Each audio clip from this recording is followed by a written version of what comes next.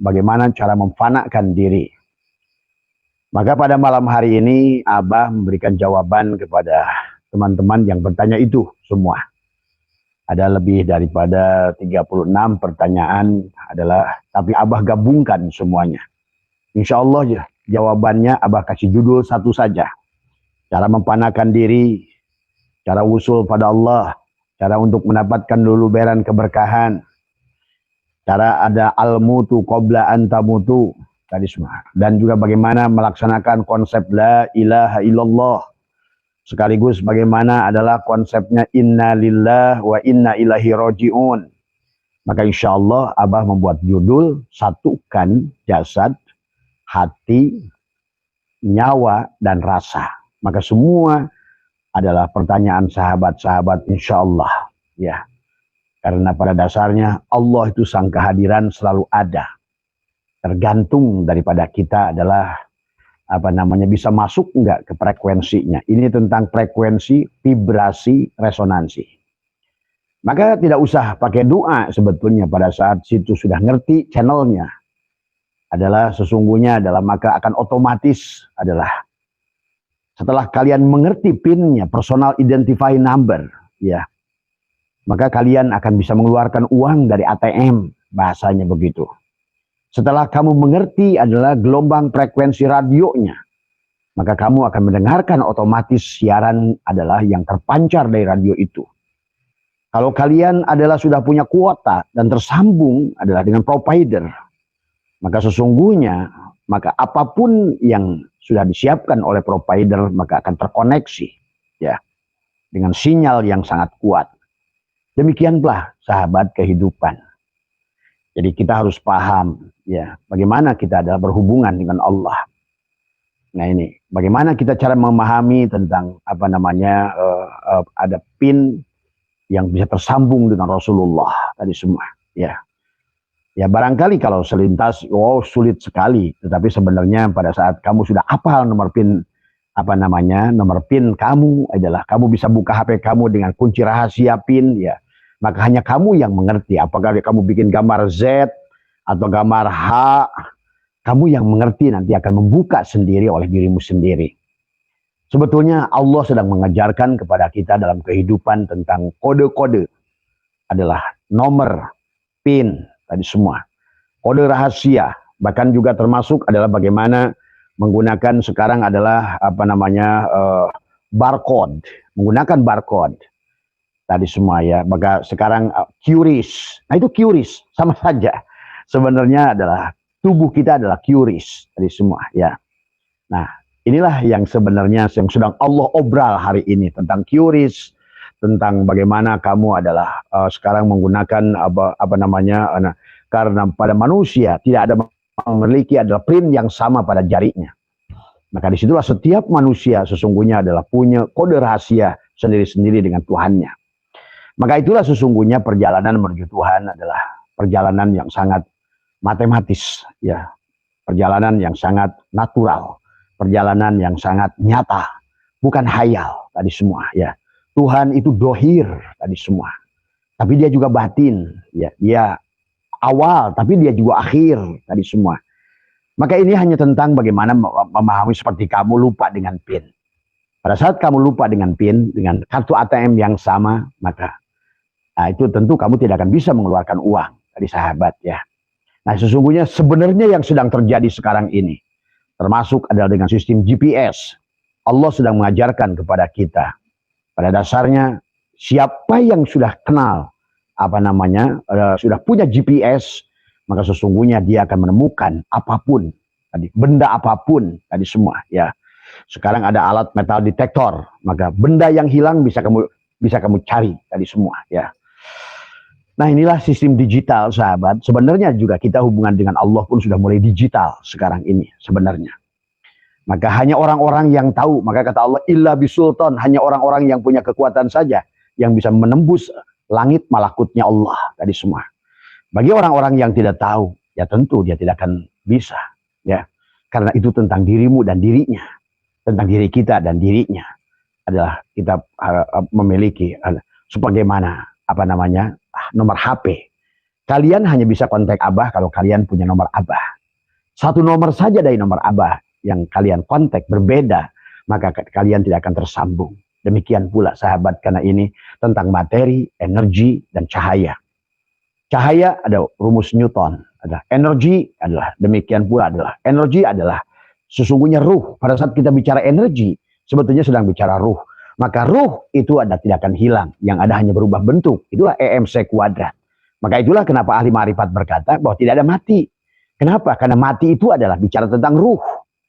Maka disinilah harus dipahami. Bicara ruh berarti adalah ruh itu tidak akan hilang, hanya berubah bentuk. Apakah masuk ke tubuh manusia, apakah masuk ke tubuh binatang, masuk ke tubuh kutu, masuk ke tubuh kecoa, masuk ke tubuh anjing, itu adalah energi. Ruh itu energi. Pahami ya. Maka energi tidak akan hilang, EMC kuadrat hanya akan berubah bentuk. Tadi semua. Bisa dari energi tadi berubah bentuk menjadi energi gerak, bisa berubah bentuk menjadi energi panas. Nah inilah maka tadi kenapa manusia diam dan bergerak, karena ada energi. Karena kita adalah materi yang berasal dari energi, energi yang berasal dari cahaya. Maka disinilah sesungguhnya istilah fisika dan istilah tasawuf, ilmu pengetahuan sebetulnya sama tadi semua. Istilah agama, unsur, senyawa, malak itu unsur. Jadi pada saat malaikat, molekul itu malaikat itu molekul tadi semua, senyawa tadi semua. Ya, nah inilah yang harus dipahami ya. Jadi istilah-istilah sekarang oleh Allah sudah dipertemukan antara sistem adalah antara ilmu pengetahuan dan istilah Al-Qur'an, antara istilah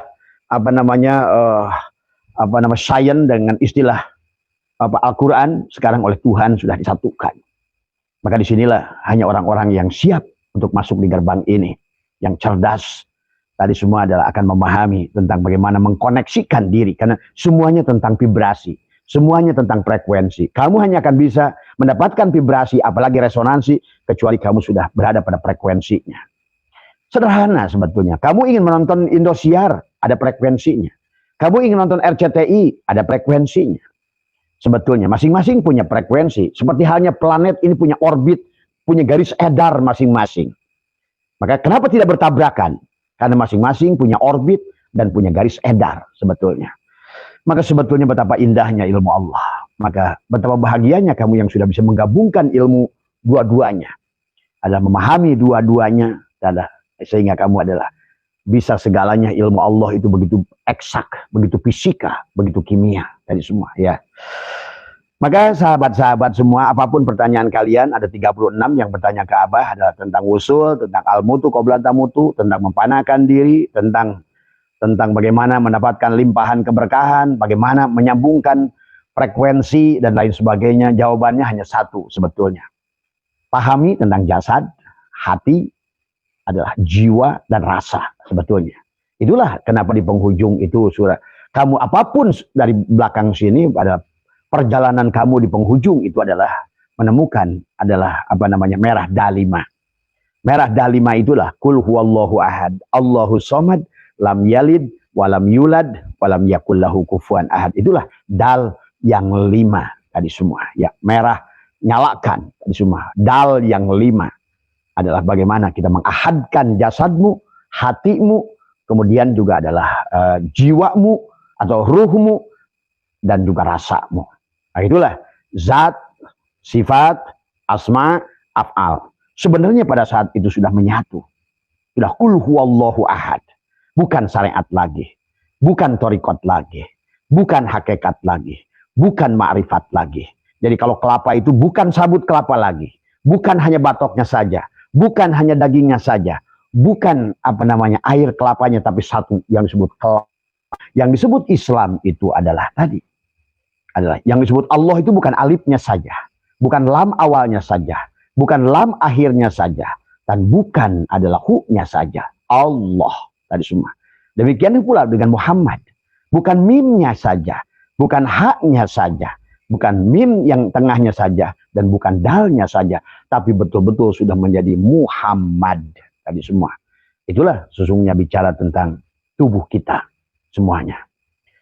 Maka pertanyaan-pertanyaan sahabat semua, Abah tidak satukan sama mau wusul begitu caranya. Mau mati begitu caranya. Mau mempanakan diri begitu caranya.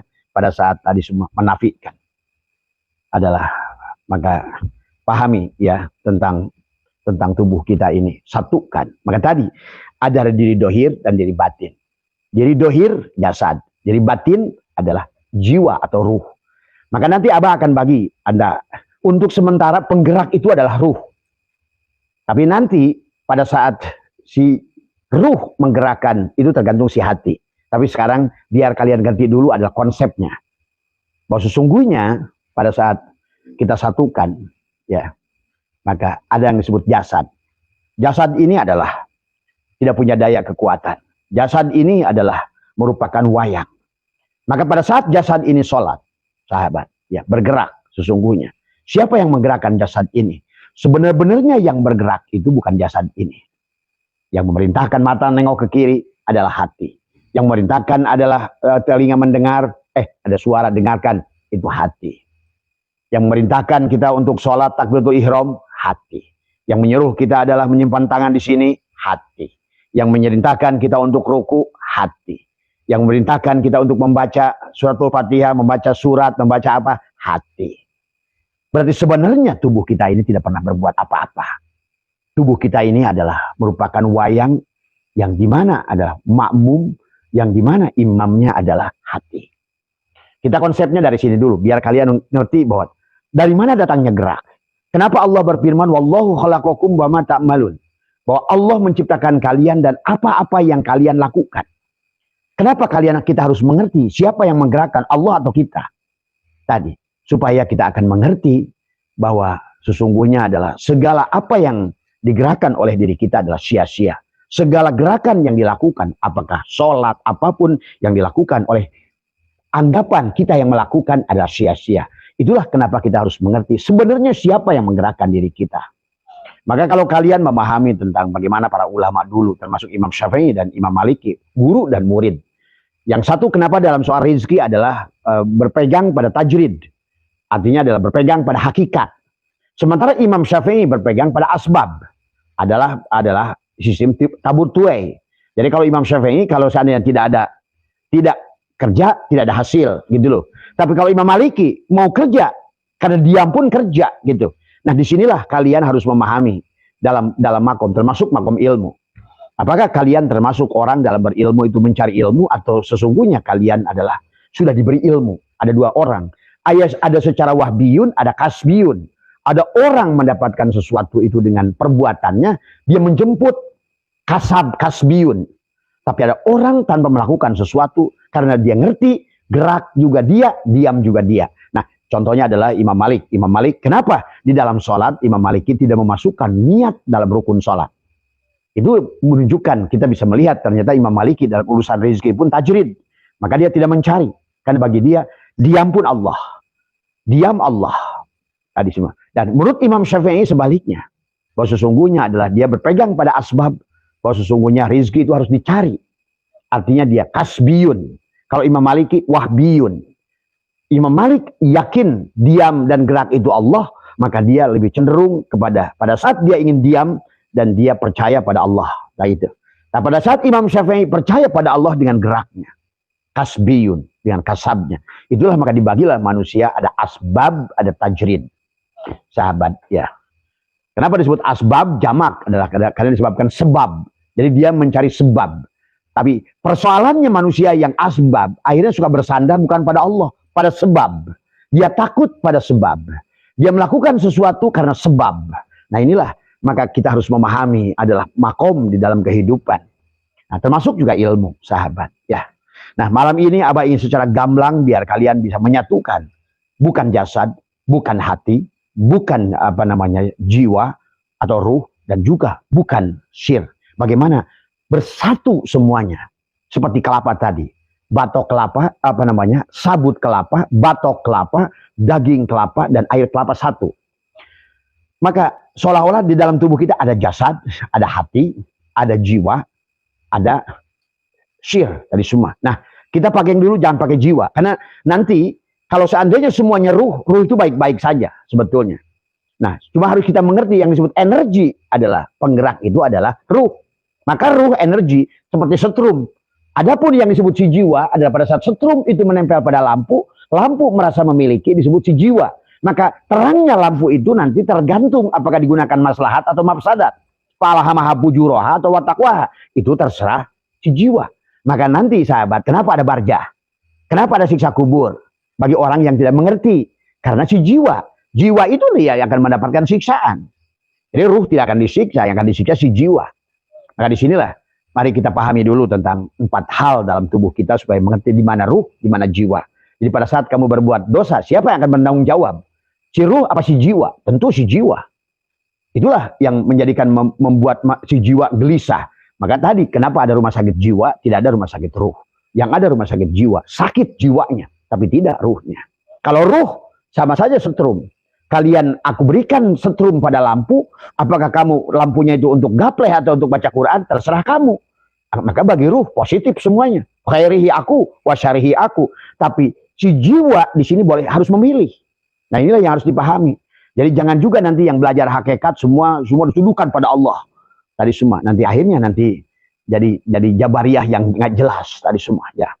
Mari kita lihat. Sekarang kita ambil contoh saja dalam sholat. Karena ibadah yang kalian selalu agungkan adalah sholat. Padahal sholat itu adalah bimana luas karena sholat itu. Sebenarnya yang disebut sholat itu bedakan antara sholat dan usolli. Ya, beda. Sholat dan usolli. Kenapa usolli itu fardu tadi semua. Tapi as-sholat itu adalah wajib. Kenapa di dalam sholat itu ada rukun qasad. Qasad, niat. Siapa yang niat? Qasad. Kemudian ta'arud. Ta'arud itu apa yang harus dibawa dalam sholat. Bukan jasad, tapi ruh. Itu kan itu dalam rukun takbiratul ihram. Dari qasad, kemudian ta'arud, ta'yin. Nah, kemudian tentang waktu sholat. Yang disebut waktu sholat itu mana? Tadi semua. Barulah kita ihram. Ditutuplah bagian diri yang dohir. Setelah ihram, barulah mi'raj. Mi'raj itu ada sampai apa? Sampai hilangnya diri dohir, nyatalah diri batin. Itulah. Maka kenapa dicontohkan dengan secara syariat ditutup tubuh kita dengan kain ihram itu. Dan tetapi pada saat kamu berihram, kamu harus telanjang. Maka pada saat kamu berihram, tidak boleh kamu pakai baju. Tidak boleh pakai celana dalam. Tidak boleh pakai topi. Itu ihram. Maka kamu harus mengerti pada saat ihram itu tidak harus telanjang. Itulah kenapa al-imanu uryanun. Iman itu telanjang. Walibasuhu taqwa. Dan pakaiannya adalah takwa. Takwa itulah ihram. Menutup. Ini Abai bercerita istilah-istilah dulu. Biar kalian tadi enak menyatukan. Bagaimana menyatukan jasad, hati, jiwa, dan rasa. Tadi semua. Atau sir. Tadi semua. Supaya kalian ngerti dulu konsepnya. Karena kadang-kadang manusia sekarang kan bingung. Begitu ada istilah. Nggak ngerti. Tahu nama, nggak tahu barang. Akhirnya bingung. Istilah barjah, nama. Mana barangnya? Istilah Allah, nama. Mana barangnya? Istilah Muhammad, nama. Mana barangnya? Ibrahim, itu nama. Mana barangnya ada pada diri? Jibril, nama. Mana barangnya itu? Karena setiap yang punya nama, pasti ada barangnya. Tadi.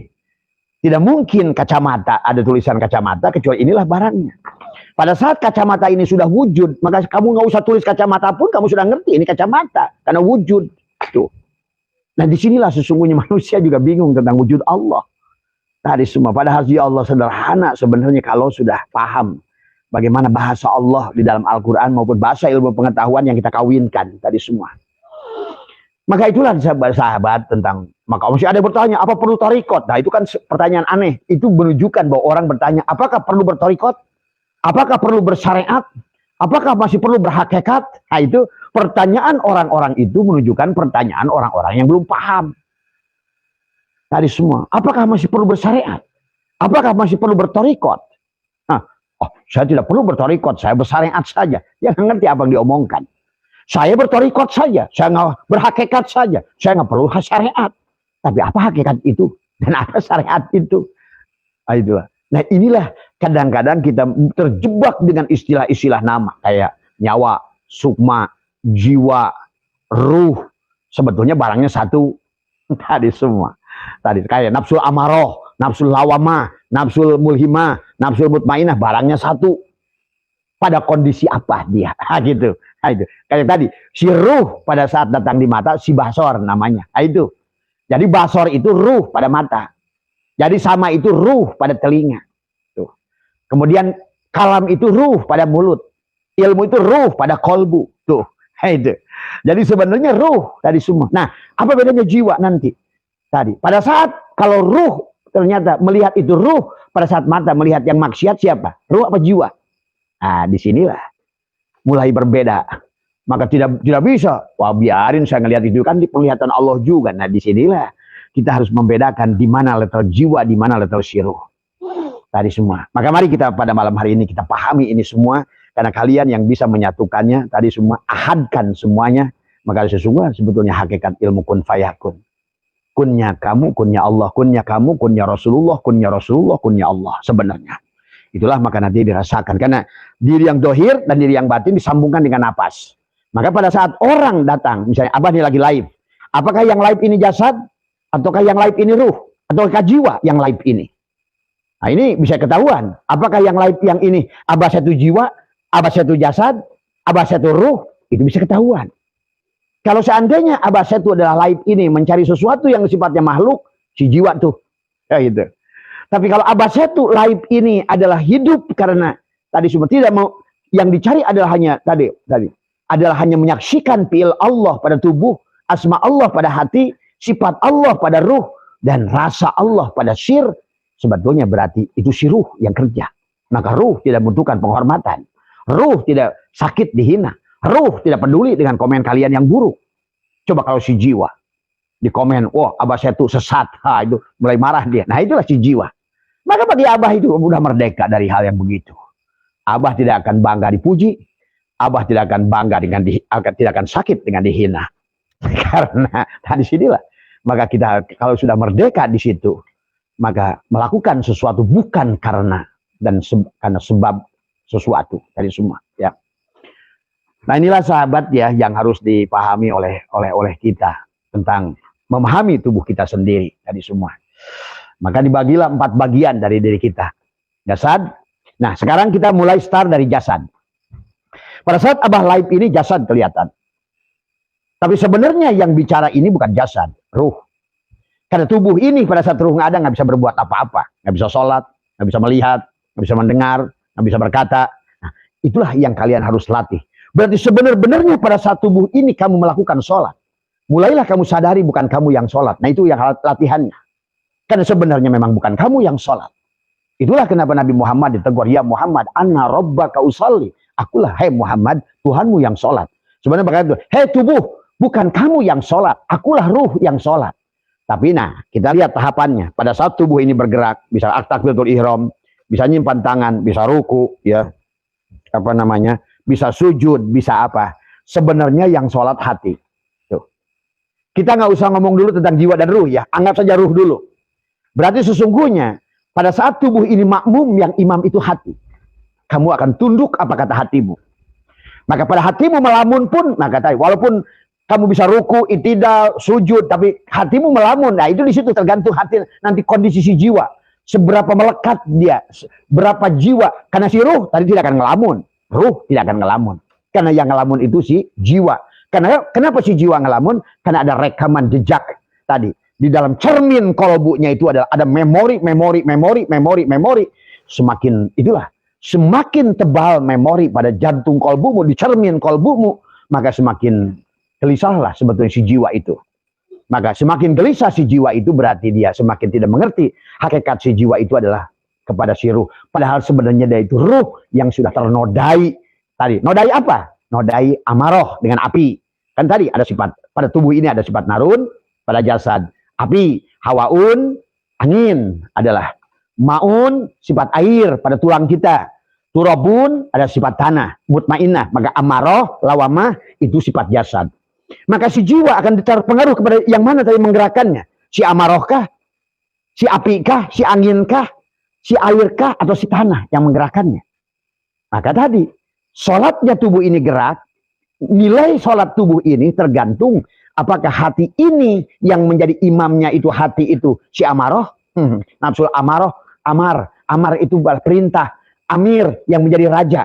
Maka itulah nafsu terendah manusia disebut amaroh, sifat api. Maka disebut amar. Maka tadi, maka kata Allah, inna nafsul amaroh, inna nafsul amaratun bisu. Sesungguhnya nafsul amaroh itu membawa kepada keburukan. Tadi semua, ya. Nah inilah. Tetapi kita nafikan dulu di situ, nanti kita perjelas di situ supaya kita ngerti, jangan sampai kita menuduh maksiat pada Allah, ya. Salah melihat pada Allah, salah mendengar pada Allah, pada itu si jiwa, hati-hati. Beda jiwa dan ruh. Mendengar itu ruh, melihat itu ruh. Di pada saat mendengar hal yang tadi kemelekatan pada diri itu jiwa. Melihat walaupun itu ruh, tapi dia dalam martabat si jiwa melihatnya itu. Makanya sekarang sholatnya orang sekarang takbiratul ihram, Allahu Akbar. Segala gerak tubuh ini tergantung di hati. Berarti imamnya hati, dan hati nanti akan kita rinci lagi tergantung jiwa atau ruh yang menggerakkan. Wa nafsi wa man sawaha fa'alhamaha ujuraha wa taqwaha. Qad aflaha man zakkaha wa qad khaba man dassaha. Sudah pasti untungnya yang membersihkan hatinya. Pasti dia sholatnya itu akan lebih tenang, jiwanya akan lebih tenang, gitu. Dan wa qad khaba man dassaha, sudah pasti ruginya orang yang mengotori hatinya. Maka di sini. Tapi yang penting bagi Bapak sekarang ngerti dulu, semua gerak tubuh kita apapun yang kita lakukan, wallahu khalaqakum wa ma ta'malun, la tataharraku zarratun ila bidillah. Tidak akan bergerak tubuh ini, diam maupun bergerak, sebetulnya perintah hati. Nah, adapun nanti hati, nanti kita akan bahas khusus hati. Karena hati tergantung bagaimana kondisi si hati. Pada cermin hati itu adalah apakah dia seberapa melekat si jiwa itu. Tapi anggaplah sekarang adalah yang menggerakkan hati, yang menggerakkan tubuh hati. Anggaplah hati itu adalah yang menggerakkan. Nah, sekarang kalau begitu berarti imamnya adalah hati, makmumnya adalah jasad. Nah, sudah sampai di situ. Berarti sekarang naik ke dalam. Berarti sekarang dibalikan. Hati biarkan jadi makmum. Karena hati tidak akan bisa memerintahkan jasad. Hati diperintahkan oleh ruh. Tuh. Berarti pada saat hati memerintahkan tubuh untuk takbir, untuk ruku, untuk sujud, i'tidal, bacaan, tumaninah, tadi semua sebetulnya hati yang nyuruh. Tadi semua. Maka Abah sudah ajarkan di dalam sholat bagaimana setiap gerakan sholat itu narik nafas. Supaya menyambungkan dengan ruh. Bukan hanya gerak hati, tapi hati yang tersambung dengan ruh. Karena disitulah kata Abah, pentingnya memahami nafas sirullah, nurullah tadi. Karena kalau kamu sudah mengerti begini, ya sholat kamu asyik. Ya, tadi, rizki kamu berkah, hidup kamu surga, apapun. Karena tadi kamu yang menjadi pengendali sekarang. Sudah malikin nas, ilahin nas. Tadi cuma. Kul a'udzu bi rabbin nas, malikin nas, ilahin nas. Tuh. Sudah bebas yuwaswisu fi sudurin nas, minal jinnati wan nas. Tuh. Kamu sudah merdeka. Kamu di situ sudah aman. Itulah yang dimaksudkan Allah. Apa namanya, man kana dakhalahu amina. Begitu kamu dia telah masuk cahaya Allah ke dalam kalbumu, amanlah kamu dari yuwaswisu fi sudurin nas minal jinnati wan nas, dari bisikan nafsumu sendiri, dari bisikan dari luar, dari bisikan dari dalam. Karena kau sudah tadi yang disebut mahfud adalah penjagaan, adalah Allah, ada sifat qahar Allah pada diri kita. Yuk pahami lagi. Jadi kalau tubuh ini bergerak makmum, berarti yang imam adalah hati. Nah, sekarang nggak usah tanya dulu apakah seberapa tenang sholatnya, tergantung si hati tadi. Tapi udah, situ dulu aja. Hati yang sekarang jadi imam. Pada saat hati yang jadi imam, sebenarnya hati itu makmum. Yang menggerakkan hati adalah ruh. Ingat itu. Nggak usah ngomong jiwa dulu. Yang menggerakkan hati adalah ruh. Dan ruh adalah energi. Dan energi tergantung si pengguna. Si penggunanya itu hati. Energinya pakai positif atau negatif, terserah. Maka tadi, inilah yang disebut si jiwa. Tadi, makanya tadi bisa sakit jiwa tadi semua ya. Nah, sekarang anggap saja positif, makanya khairihi ruh wasarihi ruh tadi semua energi aja dulu lihatnya. Berarti kalau tubuh makmum, imamnya hati. Kalau hati adalah imam, makmum, imamnya adalah ruh. Tuh, ruh dulu. Nah, pada saat ruh memerintahkan hati untuk menggerakkan tubuh, berarti sekarang imamnya adalah ruh. Siapa ruh itu? Rasulullah. Siapa dia itu? Muhammad. Muhammad dah. Berarti yang sholat sekarang mulai si sifat tadi semua. Nah, pada saat Muhammad yang jadi makmum sekarang balik tadi kan tadi pada saat Adam yang jadi makmum, pada saat tubuh yang jadi makmum, imamnya hati. Pada saat hati menjadi makmum, imamnya adalah ruh atau jiwa. Itu tadi semua. Tadi disebut ruh. Kenapa disebut si jiwa? Kenapa? Bapak harus paham supaya nanti nggak nuduh Allah, nggak nuduh salah pada Allah tadi semua. Ya. Masuklah nanti. Berarti sekarang imamnya adalah ruh. Kalau imamnya ruh, makmumnya siapa? Hati dan jasad. Nah, sekarang siapa imamnya ruh? Siapa imamnya ruh? Adalah sir. Itu. Sir tadi semua. Rahasia. Siapa imamnya syir? Zat. Itu. Berarti kalau begitu, tubuh ini sholat, sebenarnya yang sholat si zat. Tuh. Tuh. Itu adalah kita makan tadi. Kita harus mengerti tanajul, sekarang balikan tarki. Sekarang secara tarki. Jadi kita ini yang disebut mi'raj itu turun, naik. Turun, naik, turun. Tiap hari harus mi'raj kita ini. Tadi. Bagaimana cara mi'raj barusan? Jasad balikan ke hati. Mi'raj naik. Hati kembalikan. Kan tadi yang disebutkan dengan Isra, perjalanan tubuh. Mi'raj, perjalanan ruh. Tadi semua. Naik dari badan, masuk ke dalam. Dari badan ke hati. Hati ke ruh. Ruh ke sir. Sir ke zat. Berarti sebenarnya sholat itu si zat. Tadi semua. Ya. Nah sekarang kalau begitu. Pada saat zat itu sholat imam berarti sir yang makmum. Maka hilanglah pergerakan si sir itu. Ada pada zat. Tapi pada saat zat lebur, sirlah yang jadi imam. Maka sekarang ada yang jadi imam adalah sir. Siapa makmumnya? Ruh. Pada saat ruh yang jadi imam, sir lebur pada ruh. Sebenarnya yang menggerakkan ruh itu si sir. Yang menggerakkan si sir itu zat. Zat menggerakkan sir, sir menggerakkan ruh, ruh menggerakkan hati, hati menggerakkan jasad. Tuh. Maka itulah yang dimaksud Nabi Muhammad, ya Muhammad, anna rabbaka usolli. Ya Muhammad, akulah yang sholat. Jadi kalau begitu kamu yang sholat siapa? Ya Allah. Yang maka Abah suka ceritakan, siapa yang ke kebun? Ya Allah. Siapa yang masak? Ya Allah. Siapa yang jadi petani? Ya Allah. Siapa yang tadi semua yang bikin bangunan itu? Ya Allah. Semuanya. Inilah yang dimaksudkan syuhudul kasyrah fil wahdah dalam af'al. Yang di dalam kitab Kifayatul apa namanya adalah wahdaniyat fil af'al.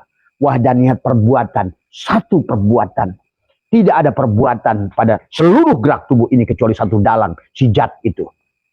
Yang menggerakkan mata, telinga, tangan, kaki, jari, semua. Si zat itu.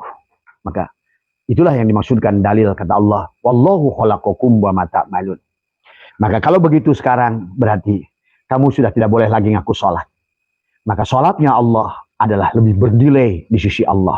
Hanya sholat Allah yang bisa dilakukan kepada Allah. Itulah kenapa dalam surat Yasin, dalam surat Toha yang boleh sholat itu si ana, bukan la ilaha illa huwa, bukan la ilaha illa anta, bukan la ilaha illallah. Masuklah kepada la ilaha illa huwa, masuklah mendekat kepada muhatab la ilaha illa anta, sampailah kepada la ilaha illa anna. La ilaha illallah la ma'buda illallah tentang syariat, la ilaha illallah ada tentang la maksuda illallah tentang tariqat, la ilaha illallah la matluba illallah tentang hakikat. La ilaha illallah la maujuda illallah dan tentang ma'rifat. Maka dibagilah istilah jasad, hati, ruh, jasad. Apa namanya? Syir. Maka dibagilah syariat, tarekat, hakikat, ma'rifat. Orang syariat sedang belajar membenahi diri. Membenahi diri. Jadi syariat itu untuk belajar membenahi diri, bukan nyembah Allah. Nah inilah persoalan. Orang syariat sedang belajar membenahi diri. Orang tarekat sedang belajar mengenali diri. Orang hakikat sedang belajar berserah diri. Itulah Islam aslama tadi. Ittaqullah haqqa tuqatih wa la tamutunna illa wa antum muslimun. Itulah hakikat, itulah berserah diri. Maka orang yang tidak berhakikat berarti dia tidak akan pernah sampai pada Allah. Dan adapun orang makrifat itulah yang tadi syariat mengajarkan membenahi diri, tarekat belajar mengenali diri, hakikat belajar berserah diri, makrifat mengerti siapa sejatinya diri. Nah itu dulu. Maka syariat adalah tubuh, tarekat adalah hati, hakikat adalah ruh atau jiwa, makrifat adalah sir atau rasa. Tuh. Orang yang beribadah dengan tubuhnya syariat, dia menyembah tidak jelas apa yang disembah dengan tubuh ini. Kan tubuh ini tidak akan bisa apa-apa. Apa yang dia sembah? Orang yang menyembah dengan syariat, dengan tubuhnya, dia menyembah kekosongan, ketololan, kebodohan. Maka sholat dengan tubuh diancam oleh Allah. Fawailul lil musallin, celaka. Apa yang kamu sembah? Tadi semua. Ya. Maka disitulah yang harus dipahami. Kalau menggunakan tubuh ini udah syirik. Syirik jali.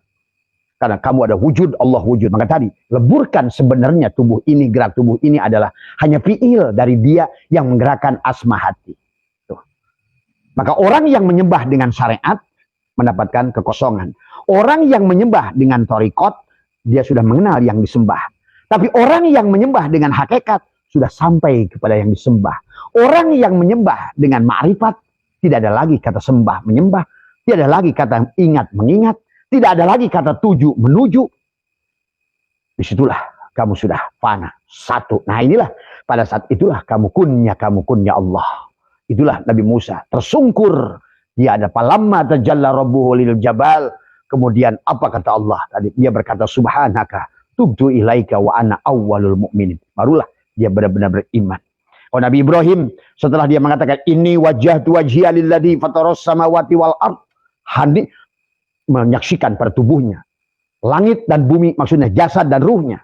Ini wajjahtu wajhiya, yang dipandang nur tadi, Nurullah dan Nur Muhammad. Saling memandang Nurullah dan Nur Muhammad. Tadi saling memandang manis dan gula. Ini wajjahtu wajhiya lilladzi fataras samawati wal ard hanifah muslimah. Tuh udah jadi hanifah muslimah.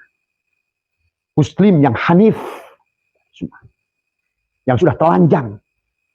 Tadi hanifah wa ma ana minal musyrikin. Aku tidak berbuat syirik. La syarikalah. Maka inna solat itu yang ngomong siapa? Inna solati. Yang ngomong inna solati adalah siruh Muhammad. Kata Muhammad itu makom solat muraqabah. Tadi semua makom solatnya si hakikat. Tadi semua inna solati wa nusuki wa mahyaya wa mamati lillah. Tuh kenapa dia ada lillah? Karena dia masih ada lillah muraqabah. Itulah makom adalah kalau makom musyahadah adalah al ihsanu anta budallahu ka annaka tarah, tapi makom muraqabah fa illam takun tarah fa innahu yarak. Tadi semua ya. Jadi makom ruh salat itu adalah maka tadi pada saat makom muraqabah sifat memuji zat, sifat meminta kepada zat, ya, sifat menyembah zat, maka muraqabah. Muhammad memuji Tuhan, gula memuji manis, begitu. Karena Muhammad dan Allah itu satu, gula dan manis itu satu, ahad tadi semua. Itu muraqabah tadi semua. Tapi makom musyahadah sudah lebur, sudah hilang. Gulanya sudah kamu kucek, yang tinggal manis doang. Sudah tidak ada lagi. Tidak ada kamu lagi. Tidak ada lagi pengakuan lagi. Maka tadi makom musyahadah itu si manis menyaksikan dirinya sendiri. Si manis adalah bersahadat kepada dirinya sendiri. Sebenarnya tidak ada yang ada kecuali aku. La ilaha illa ana. Nah itulah. Dia menyaksikan dirinya sendiri. Nah kamu sudah di makom situ sudah. Kamu akan mendapatkan kebahagiaan sebetulnya. Tadi semua. Ya. La ilaha illa ana. Pak Budni itu. Aku menyembah diriku. Wa aqimi sholat lidzikri, aku mendirikan sholat untuk mengingatku. Nah kayak gitulah aqoma, aqimi sholat dari aqoma yukimu iqomatan dimana mutadi, karena tadi yang sholat dia. Itulah yang Allah menegur Muhammad, ya Muhammad, ana rabbaka usolli. Itulah ya. Maka orang yang sudah sholat itu tidak ada alam barzah, tidak ada alam sirat, tidak ada mahsyar, tidak ada di ghairi hisab. Tadi semua ya. Bahkan kamu milih kematian, bahkan kamu tahu tanggal kematian. Bahkan tanda kematian akan datang dari 40 hari padamu. 7 hari, 3 hari, 1 hari, sampai hari H. Kamu akan menyambut kebahagiaan itu dengan penuh. Sebagaimana seorang pengantin yang tadi semua. Ya, yang menunggu muhrimnya, sahabat. Ya. Nah inilah yang sulit Abah ceritakan di situ. Karena di situ ada tentang rasa. Yang Rabi'ah Adawiyah pernah mengisahkan. Rasanya jadbah, kenikmatan, bersenggama dengan Allah itu adalah 1000 kali atau barangkali 1 miliar kali rasa senggama kamu dengan pasanganmu tadi semua ya sahabat ya. Maka pahami ya pada makom ini, maka bagi kamu yang belum makom di situ, maka udah nggak usah menghayal, berjalanlah sesuai dengan standarmu di makommu berada di mana tadi semua ya. Jadi jangan coba-coba ngalungkan kalung berlian di leher babi tadi semua. Biarlah semuanya berjalan dengan sebagaimana layaknya tadi semua ya. Karena semuanya adalah proses belajar pendewasaan kepada kita semua. Jadi disitulah ya, jadi cara menapikan, nah termasuk cara mempanakan. Bagaimana mempanakan diri, mematikan jasad, kembalikan pada hati. Itu mempanakan diri. Hati, kembalikan pada ruh. Ruh, kembalikan pada syir. Syir, kembalikan pada zat. Hilanglah kamu. Tuh, itu caranya. Jadi semudah itu. Jadi bagaimana caranya? Yang Abah suka ajarkan, tekuk lidah ke atas. Karena pada saat kamu ditekuk lidah itu, apapun yang kau katakan dengan mata batinmu, sesungguhnya itu kalam dia. Ingat itu. Karena tadi, Dan kamu akan menyaksikan apapun yang kau saksikan, sebetulnya bukan, maka akan menyaksikan dia. Itulah innakum lantaro rabbakum hatta tamutu. Kamu tidak akan bisa melihat dia kecuali kamu mati. Tadi semua. Itulah untuk melihat dia, kamu harus mati. Kamu harus mati sejeroning urip, supaya urip sejeroning mati. Maka tidak lagi kematian kepada dirimu. Karena kamu adalah sekarang sudah hakikat ruh. Tadi semua. Nah, itu ya yang harus dipahami. Jadi berarti pada saat bersyariat, syariat itu tubuh, torekot itu hati, hakikat itu adalah ruh, ma'rifat itu syir, gitu. Orang melakukan syariat sedang belajar membenahi diri, orang belajar torekot sedang belajar mengenali diri, orang belajar hakikat sedang belajar berserah diri. Itulah ittaqullaha haqqa tuqatih wa la tamutunna illa wa antum muslimun. La hayyun la ilmun la sami'un la basirun la qadirun la muridun la mutakallimun la maujudun. Batu kembalilah segalanya. Ternyata aku tidak ada. Jadi bukan ucapan aku tidak ada itu kamu buktikan, kamu preteli tadi semua. Ternyata sebenarnya diriku tidak ada. Karena syariat hanya untuk membenahi diri, thariqat hanya untuk mengenali diri, hakikat hanya untuk belajar berserah diri, makrifat untuk kenal dengan sejatinya diri. Tuh, nikmat kamu udah di situ. Maka pahamilah, menyembah dengan syariat kekosongan. Menyembah dengan thariqat, kamu akan kenal kepada yang disembah. Menyembah dengan hakikat, kamu akan sampai kepada yang disembah.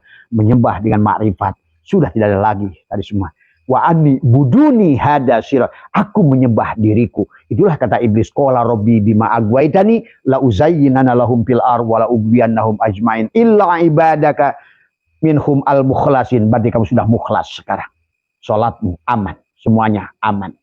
Anda berada pada sisi Allah, sahabat. Nah, tapi Abah akan membahas sedikit tadi adalah karena pada saat tubuh bergerak itu ada gerakan hati. Tapi hati, disinilah persoalan hati. Jadi tidak langsung kepada ruh sebetulnya. Hati ini ada orang yang digerakkan dengan jiwa. Tadi, jiwa memiliki 4 lapis tadi pada tubuhnya. Amaroh, sifat api, lawamah, sifat angin, mulhimah, sifat air, mutmainah, sifat tanah. Sementara yang diundang oleh Allah itu bukan amaroh, bukan lawamah. Bukan api, bukan angin, bukan air, tapi tanah yang sudah diam. Tadi, karena api masih tagoyur, masih senang membakar apapun. Angin masih lawamah, kadang-kadang nar, kadang-kadang nur. Itulah lawamah. Karena lawamah itu adalah sama seperti ini.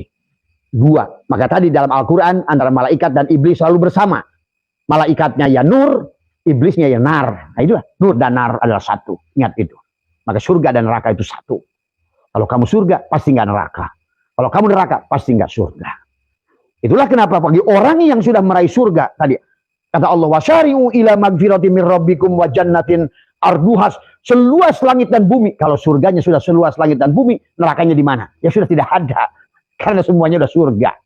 Arduhas samawati wal ar, seluas langit dan bumi.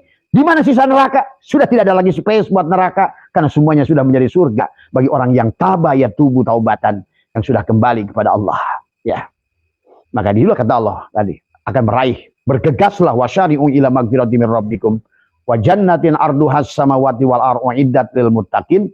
Ada tadi adalah tapi latihannya alladzina yunfikuna fis sarai wad dharrai wal kadimina al-ghaidha wal 'afina 'anil nas wallahu yuhibbul muhsinin walladzina idza fa'alu fahishatan aw zalamu anfusahum zakarullah Zakarullaha fastaghfaru lidzunubihim wa man yaghfiru dzunuba illallah wa lam yusirru ma fa'alu. Terus dan selanjutnya. Jadi indah sahabat. Ya. Jadi yang harus dipahami adalah itu. Jadi kalau seandainya hati, berarti hati tergantung dari bagaimana. Karena di dalam hati kata Syaikhullah adalah ada kotoran, ada noda. Maka disitulah sesungguhnya ya. Jadi sekali lagi ya, jadi pintu ma'rifat itu ya tidak bisa dipelajari, tapi ada dengan mengosongkan dirimu maka Allah hadir tadi takhalli bil kha bil ha bil jim tadi semua ya. Maka tadi yang dimaksud dengan Syaikhullah adalah apa namanya? Hikmah yang ke-8 ya. Syaikhullah menjabarkan tentang idza fatahalaka wisatan min ta'arrufi fala tubali ma'aha in qala amaluk fa innahu ma fatahalaka illa wa huwa yuridu ay yata'arrafa ilaika alam ta'lam anna ta'arrufa huwa muriduhu alaika wal a'malu anta muhdiha ilaih. tadi semua. Apabila Allah membukakan pintu ma'rifat bagimu, jangan hiraukan. Memang Allah tidak butuh pahalamu. Allah tidak butuh amalmu. Justru kalau tadi, kalau kamu beramal, maka tidak ada ma'rifat pada dirimu. Makin jauhlah kau dari Allah. Bahkan sudah capek-capek dilaknat oleh Allah tadi. Sudah sholat capek-capek, wa makana sholatuhum indal baiti illa buka. Maka disitu fadzukul adzaba bima kuntum takfurun. Jadi sederhana sebetulnya Allah itu, cuma manusia mempersulit. Padahal dengan Allah itu begitu mudah semuanya. Semuanya adalah begitu real, semuanya begitu eksak, semuanya begitu nyata, tidak ada yang disembunyikan oleh Allah pada kita. Ya, makanya disinilah yang dikatakan oleh Syatoilah kepada kita adalah tentang apa namanya, tentang ini. Kaifa yusyriku qalbun suwarul akwan muntabi'atun fi mir'atihi am kaifa yarhalu ilallah wa huwa mukabbalun bisyahwati. Nah ini, bagaimana hati akan bersinar? Sementara gambar dunia terlukis itu si jiwa. Jadi si jiwa itu ingat anak, tadi semua ada kemelekatan. Itulah Ismail yang harus disembelih. Maka tadi pada saat tubuh digerakkan hati, tapi hati tergantung apakah hati yang seperti apa. Qalbun salim lah yang diharapkan, yang sudah tadi bersih hatinya. Tapi bagaimana cara membersihkan hati di sini? Inilah rumah Allah yang kata Allah, bersihkanlah rumahku. Man dakhalahu kana amina. Itulah dengan kalimatul takwa, kalimatul iman, kalimatul tauhid, kalimatul ikhlas yang ditalkinkan, ditanamkan, dibelahkan dadanya adalah barkun yang dijadikan supaya menjadi burokun, tunggangan bagi setubuh. Maka tubuh ini sedang belajar menunggangi burokun. Kalimat la ilaha illallah. Selalu belajar menafikan, isbatkan. Nafikan segala sesuatu, isbatkan pada Allah. Nafikan penglihatannya, isbatkan yang melihat hanya Allah. Dia buta. Nafikan pendengarannya, isbatkan yang hanya sama itu hanya Allah. Nafikan kalamnya, isbatkan yang berkalam itu hanya Allah. Nafikan wujudnya yang ada. Maka adamkan dirinya. Man arafa nafsahu bil adam, faqad arafa rabbahu bil wujud. Itu saja. Maka disitulah biasakan pejamkan mata. Kemudian lidah ditekuk. Belajar masuk. Memahami tadi semua. Gerak tubuh, balikan hati kepada si syur. Nah disinilah maka Allah berfirman, wa nafsi wa ma sawwaha falhamaha fujuraha wa taqwaha qad aflaha man zakkaha wa qad khaba man dasaha. Tadi semua. Sesungguhnya Allah telah mengilhamkan kepada di sini. Di sinilah letaknya kaukabun itu. Pada hati itu. Maka ruh, si energi akan menggerakkan tergantung level si jiwa. Maka walaupun sebetulnya tubuh pada saat bergerak yang menggerakkan hati, hati yang menggerakkan ruh, tapi ruh akan menggerakkan hati sesuai keadaan si jiwa, si hati tadi. Yang gelisah, yang melamun, tentu sholatnya akan gelisah, melamun. Kebahagiaannya akan. Maka di sini letaknya kata Abah. Bahagia itu letaknya di dada. Itulah kenapa alam nasroh laka sodrok itu tentang firman Allah. Bukan alam nasroh laka kolbak. Alam nasroh adalah merupakan istifham, kalimat bertanya yang bukan yang takriri, tetapi ada untuk digunakan oleh pernyataan oleh Allah berupa pertanyaan. Tetapi yang ini ditegaskan adalah nahnu, ada nasroh, ada laka kepada siapapun yang dadanya sudah membersihkan dadanya, maka sodrok itu adalah merupakan maf'ul bih. Tadi adalah apa namanya, kita harus mengerti apa namanya, bagaimana dada siapa tadi semua ya. Maka ada mudhof ilaih lah sodrok itu. Tadi siapa yang nyandar kepada siapa tadi semua. Nyandarnya kepada jiwa atau pada ruh, itu mudhof tadi semua. Kepada apa nyandarnya? Nyandarnya pada jiwa atau ruh? Kalau nyandarnya pada jiwa, berarti nyandarnya berarti tergantung sih pada itu, ada tergantung pada amarah, lawamah, mulhimah, mutmainnah. Maka disitulah. Maka buat teman-teman yang kemarin mengirimkan video yang dari seorang kiai, itu betul. Tetapi itu kalau seandainya kondisi jiwamu sudah mutmainnah. Tapi kebanyakan kita manusia adalah berada pada nafsul amarah. Ingat itu. Jadi tidak selalu bahwa yang menggerakkan tubuh adalah hati, tapi hati tergantung. Maka kata Abah, segala apa yang di hati akan menjadi apa yang ada di pikiranmu, apa yang ada di pikiranmu akan apa menjadi ucapanmu, apa yang kau ucapkan akan menjadi apa nasibmu. Berarti nasibmu yang buruk ada tergantung pada apa yang ada di hati. Hatinya yang busuk akan membawa pikiran yang buruk, ucapan yang buruk tadi. Jadi nasib yang buruk datang dari perbuatan tubuh yang buruk, perbuatan tubuh yang buruk datang dari ucapan yang buruk, datang dari pikiran yang buruk datang dari hati yang buruk. Maka disinilah sahabat dada alam nasrah laka sodrok. Maka dalam kata bagian dalam sodronmu ada kolbun, dalam kolbunmu ada fuadun, dalam fuadmu ada sagofun, dalam sagofmu ada lubun, dalam lubmu ada syir, dalam syirmu ada la ilaha illallah. La ilaha illallah itu ana, kata Allah. Akulah la ilaha illallah, kata Allah. Jadi pada saat kita nafikan segala sesuatu, isbatkan, hanya dia yang ada. Maka itulah buruk bukan Allahu Akbar. Buruk bukan subhanallah. Buruk bukan masya Allah.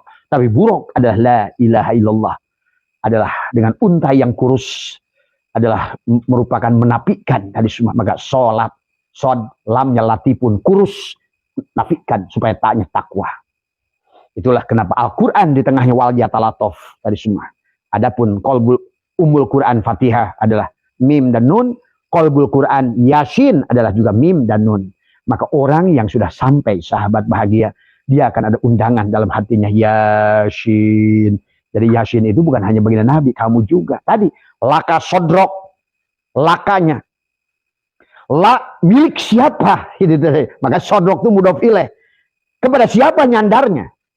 Tadi semua. Nah di sini pun perli kepada si jiwakah, kepada si ruhkah, kepada amarohkah, mulhimahkah, mutmainahkah. Maka tadi tidak semua orang berzikir akan bahagia, karena tadi tergantung kondisi si pendikir itu sendiri. Maka lihat di dalam kitab dikirnya Sa'atoilah dikatakan tentang zikir tergantung kepada apa kondisi manusia. Pada saat manusia adalah punya masalah, zikir itulah solusi. Pada saat manusia itu adalah punya hutang, maka zikir itulah kelunasan. Sebetulnya akan melunasi. Pada saat dia adalah ketakutan, dengan zikir itulah ketenangan. Pada saat dia adalah sakit, zikir itulah kesembuhan. Jadi tergantung laka sodrok. Kenapa sodrok itu adalah maf'ul bih, tetapi adalah merupakan mudhof ilaih. Tadi karena disitulah kepada tergantung pada laka. Lamnya adalah milik siapa? Kak itu. Itu kepada dirimu tadi semua ya. Jadi itu ya sahabat. Jadi sesungguhnya dari sekitar 30 lebih pertanyaan kepada Abah, jawabannya hanya satu. Satukan jasadmu sebagai syariat. La ilaha illallah la ma'budu illallah, jasadmu syariat. Tadi la ilaha illallah la maqsuda illallah, tariqat hatimu. La ilaha illallah ma'budu illallah, hakikat ruhmu. La ilaha illallah la maujuda illallah adalah ma'rifat syirmu. Tadi syariat, belajar untuk membenahi diri. Thariqat, belajar mengenali diri. Hakikat, belajar untuk bersalah diri. Ma'rifat adalah untuk mengetahui sejatinya diri. Maka ibadah dengan syariat hanya menyembah kekosongan. Ibadah dengan thariqat akan mengenal kepada yang disembah. Ibadah dengan hakikat akan sampai kepada yang disembah. Ibadah dengan ma'rifat sudah tidak lagi kata sembah menyembah. Ingat mengingat. Sampai nggak sampai. Maka disitulah penghujung perjalanan dzikir itu lupa. Sudah lupa, pingsan tadi semua ya. Itu saja barangkali, insya Allah besok pagi kita akan buka lagi ya tadi semua, karena ada bagian yang harus kita perdalam adalah tentang, jadi jangan tidak selalu adalah yang menggerakkan itu ruh, bisa jiwa. Dan kita adalah sudah jelas Allah menyebutnya nafs, jiwa.